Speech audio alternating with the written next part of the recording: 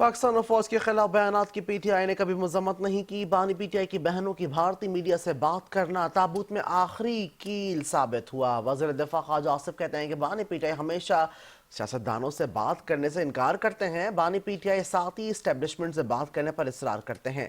PTI ने दहशतगर्दी के खिलाफ जंग को दिल से नहीं अपनाया। पीटीआई के लोग तालिबान को भत्ता देते हैं। पीटीआई के बरक्स हमने और पीपी ने 9 मई नहीं किया। फौज पर हमने भी तनकीद की मगर कभी रेड लाइन अबूर नहीं की। हमने भारतीय मीडिया को इंटरव्यू नहीं दिए। बैरिस्टर गौहर क्या बात करेंगे जब उनकी अपनी पार्टी मुखालिफाना बयान दे रही है।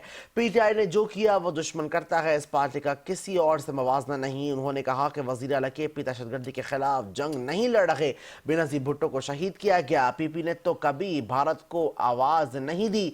नवाज शरीफ को कैद किया गया, 3 बार हटाया गया, लेकिन कभी रेड लाइन क्रॉस नहीं की।